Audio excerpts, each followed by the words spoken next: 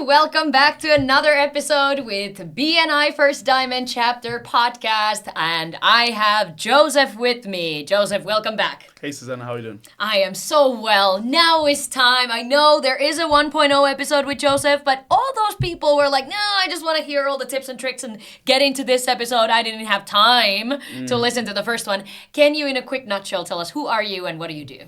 Hi guys, my name is Joseph Aganna. I'm a financial advisor, financial consultant, financial planner, financial therapist. Basically someone that can help you with your finances. Basically empowering you with the tools so you can make better and smarter decisions so you can reach the goals that you want.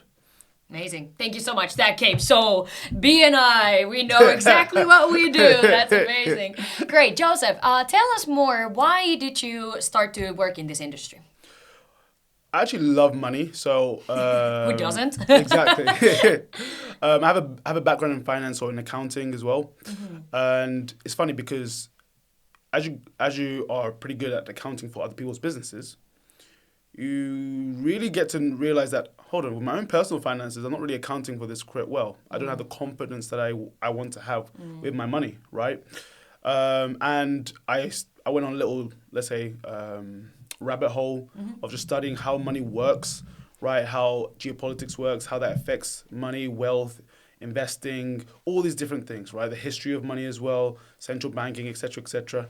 And just trying to find the tools that I can also help myself with, right? And through different collaborations, I realized that actually being a financial advisor, being a financial planner, helping people with the tools that helped me was just really, really fun, you know, because once you see someone have that confidence now with their resources, it gives them a boost of life where they're no longer just anxious all the time. Yeah. You know, if you're afraid to look at your bank account, right?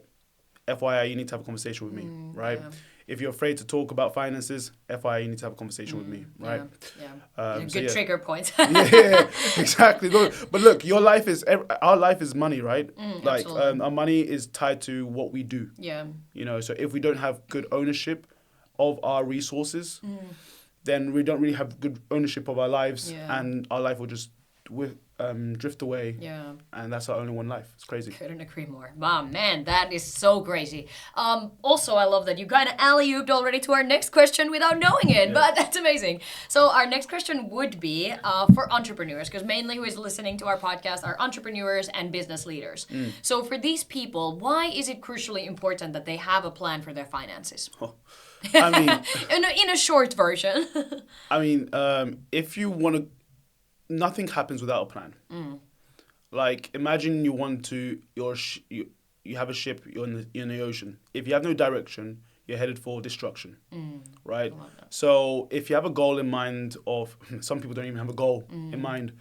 If you don't have a goal, you can't even have a plan. If you don't have a plan, you must have a goal, right? And if you don't have the plan, you're not going to go anywhere. You're just going to drift and be so frustrated and not get anywhere with your business or with your life or the goals that you really want to do. So having a plan is probably the second most important thing.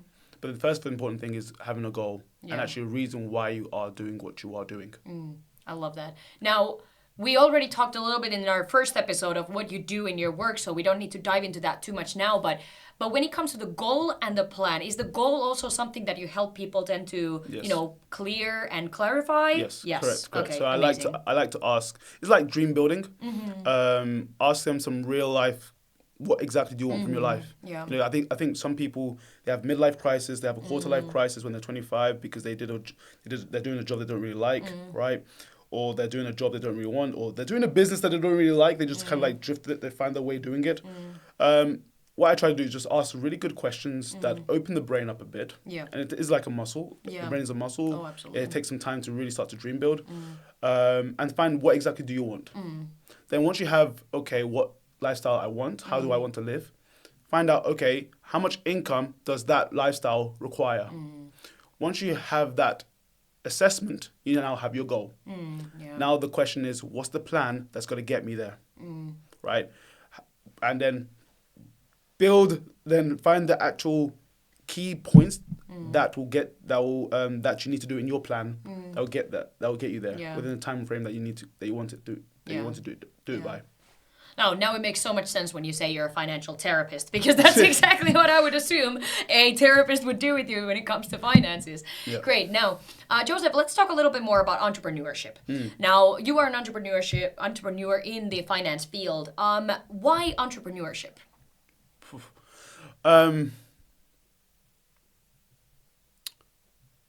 It's a great question. I think it's about ownership and having flexibility and freedom to do what you want to do when you want to do it. Love that. When you're under an employer, there are restrictions and there are systems for their business. When you are the employer or when you're the business owner, you have control of how your ship runs, right?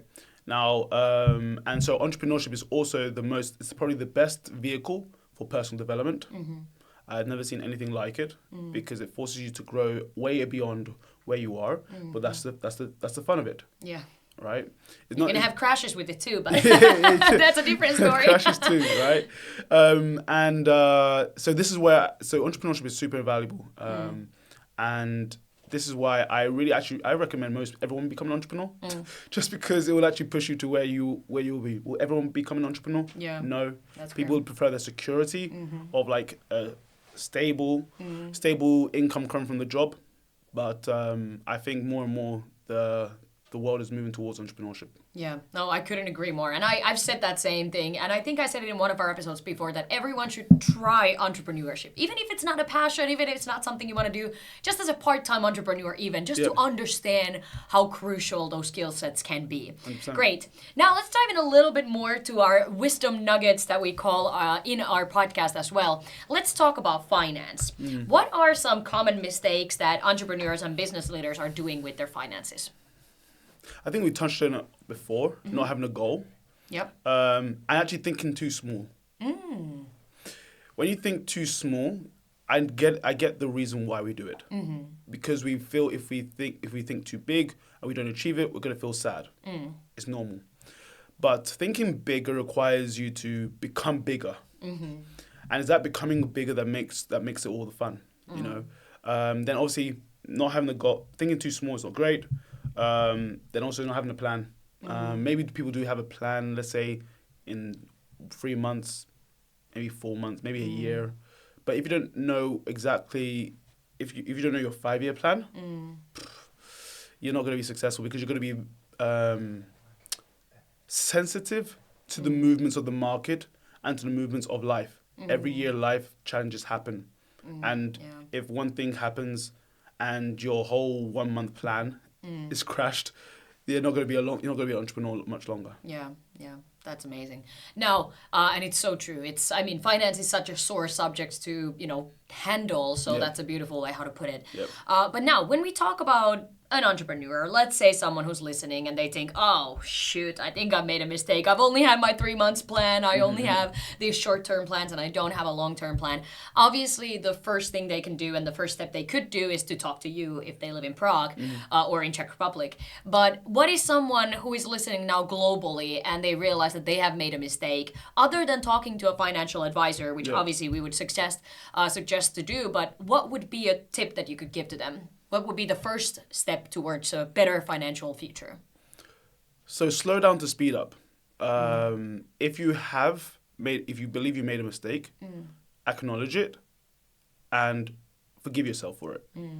Next thing you want to do is then say, okay, what exactly do I want? Now, if you don't know what you want, find people that know what they want, right? And then once you know exactly what you want, start to interview financial advisors. Not every financial advisor is a great financial advisor. And so you want to find the ones that are credible, that have good experience, that have good knowledge, good awareness. And this again requires you to slow down. Start to learn the questions of what does it take for me to achieve this goal that I have thought of before? And once you have that, then you can now interview people who are able to. Have you had experience helping someone with this? If not, okay, bye. Yeah. Right? And it's not like you need to take advice from everybody. Take advice from people that have the success you want. Yeah. Right? Couldn't agree more. So there's hope. Dust yourself up. Actually, having goals and if you don't achieve it, that's okay. Yeah. Because if you didn't have the goal, you probably wouldn't have motivated yourself to move forward. You know, so don't be too hard on yourself. Accept it. Take ownership. Own your fuck ups so you can earn your wins. Yeah, love that. All right, now, is there any tools or strategies that anyone listening could take in by learning and listening to this episode? Okay, perfect. So, financial security, the first thing you really want to be doing with your finances is establishing financial security. What is that? 12 months of savings, an emergency fund for any kind of like difficulties, and live below your means. Clear any debt that you do have, right? That makes you light, flexible, and gives you the opportunity, gives you the cash so you can take any opportunities that may come. From there, you need to understand the importance of assets. What is an asset? What is a liability? Now, a common thing is people feel having a house or a mortgage is an asset. Now, yes, maybe you have some equity in the house, great. But if you are paying the mortgage, it's a liability, right? So yes, you want some real estate, but make sure you're not paying the mortgage, right? Try to understand what is an asset and liability. That way you can start developing towards a financial independence, having more assets than liabilities that actually fund your lifestyle. Once you have something that's generating income that's paying you, where you don't have to work for money all the time, now you are actually financially independent where you don't need to work anymore. That right? makes sense. Yeah, great. All right. Oh, that was very well put. And there's a lot of people who probably have not thought that way. But that's definitely true because we so often see like investing on anything and then we see that already, you know, being a benefit for us where it might not be the case immediately. And I also say like people always want to invest straight away. You can't invest something you don't have. Like if you try to invest 200 crowns in the Czech Republic, you're not going to get much out of that. Right? And if you're trying to get a lot out of that, you're going to do some gambling. And that's just like trying to win the lottery. The first thing that you want to do is invest in yourself while you establish financial security. Once you build yourself up, that's again the personal development. You now have the foundation to move into the bigger game of financial independence. You know, and having that peace of mind. If you have 12 months of savings plus an emergency fund, no debt, your peace of mind and no debt, your peace of mind is incredibly great. Incredibly great. Now you have that foundation to really do some high level stuff. Yeah, absolutely. Couldn't agree more because I've been on both ends of it all. And it's truly, it is. It's not fun. It is not fun, but it's fun when you get to the other side. That truly is. That is amazing. 100%. Amazing. Now, Joseph, you have worked with any and every person when it comes to your industry, and I'm sure you've seen a lot. What's the most interesting project you have had that you've worked with? Interesting in a negative way because you kind of have people that try to, let's say, debate you on certain matters, and this is where I'm very picky with who I work with. Not to say that I need to know everything, but they're someone that's willing to learn. If they're not willing to learn, then I can't really help you. So with this case, someone who's already, maybe they feel they're doing quite well. They are cash rich. That means they have a lot of cash coming in. But if you look at their income and expenses, they're broke. Right? You could be rich but broke. You can be wealthy but like cash poor. You know, it's just depending on like assets and liabilities now, right? So having those kind of conversations and being honest with people can create some different interesting conversations. So a lot of times I've learned to just listen and ask good questions and lead the conversation where they answer the question as they get to the right answer, right? Not any kind of manipulative tactic, but just to expand the mind and encourage people to think with their head, not with their emotions. That is very true. And that's such a beautiful thing to do in a service industry, especially when it comes to working with people, where people think, oh yeah, but if I hop on a call with you, it's going to be manipulation and, you know, I'm going to be manipulated to invest in this and this and this, or in any sort of coaches gets this a lot, and myself as well. But it's like, it's more about, no, we're guiding you towards the direction so that we see clarity to what you actually want, because that's so crucial to understand what is the need and want so that we can combine any skill set to learn towards it. So that is a brilliant thing to say. Great. Now, What would be of an advice that you would give to your future customers or anybody listening when it comes to being in your field and, anything about finances? It can be something that you can help them with or anything in between. Honestly, if you feel you are inept in a certain thing, find the top 5 books of that thing online, read them, and you'll probably be quite well off. And actually, if you apply those books consistently, you'll do quite well for yourself, and actually you'll be in a position where you can have more conversations about something and actually. With someone that actually will want to work with you. Yeah. If you can incentivize someone to help you achieve your goal, you've won. Yeah. So that's something I would definitely recommend people, like, work on your personal development. Yeah. Don't try to act like you know everything. Do the work first. Yeah. And once you've done the work, then seek advice, because now you'll be a bit better suited to ask the right questions. Absolutely. Because if you don't have the right questions to ask, someone can easily manipulate you, because there are bad fish or there are bad people in the pond. Yeah, definitely. That's a great advice. Amazing. Now, Joseph, when someone has listened in and they're like, "Oh my God, I need this guy more than I thought I need him," how can they be in touch with you? Where can they contact you? Where can they find you? So you can find me on LinkedIn. You can also find me on my website. You can also find me in BNI in First Diamond Prague chapter on Thursday at 8:15. 8:15. 8 a.m. We expected you to be there 8 a.m. to network. Don't be late. Amazing. Right. Thank you, Joseph. We're also going to put in all of those links down below so you can find them very easily. And as Joseph said, in case you are curious, who are these people? Where are all these creepers coming into this podcast? And how are they all connected? That is because we are part of First Diamond Chapter BNI in Prague. If you are visiting Prague, you live around Prague or anything, and you speak English, because unfortunately we speak English in our chapter, and you are curious what's going on and you want to build your network, feel free to use the link down below to register and come visit us on our next meeting. Thank you so much, Joseph, for joining us today, and we will see you in the next episode. Thanks. Bye. Bye.